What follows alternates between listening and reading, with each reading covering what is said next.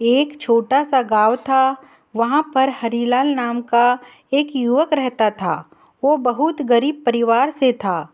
गरीबी की हालत यह थी कि उसके घर में 2 वक्त का खाना भी ठीक से नहीं बन पाता था।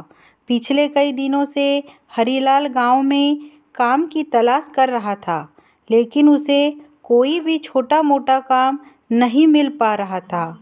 आखिरकार हरीलाल ने तय किया कि ऐसे नहीं चलने वाला। उसे किसी और जगह, किसी और शहर जाकर काम ढूंढना होगा, अपनी किस्मत आजमानी होगी। अगले ही दिन हरीलाल दूसरे शहर जाने के लिए निकल पड़ा और ट्रेन में बैठ गया। सफ़र काफ़ी लंबा था, इसलिए हरीलाल की माँ ने उसे खाने के लिए टिफ़िन में रोटियां बनाकर दी थी। सब्जी बनाने के लिए ना घर में कोई सामान था, न ही जेब में पैसे, इसलिए उन्होंने सिर्फ उसे रोटियां ही दी थी। ट्रेन आगे बढ़ती रही।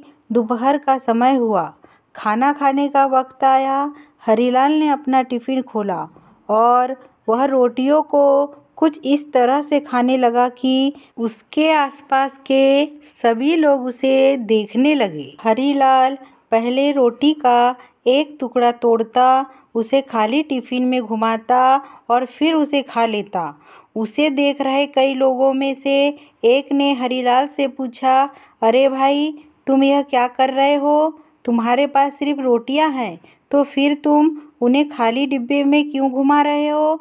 हरीलाल ने कहा कि हाँ, मेरे टिफ़िन में सिर्फ रोटियां हैं, लेकिन इस रोटी के टुकड़े को खाली डिब्बे में घुमाते वक्त भैया इमेजिन करता हूँ कि इसमें अचार भी है। उसे देख रहे सभी लोग बड़े ध्यान से उसकी बातें सुन रहे थे।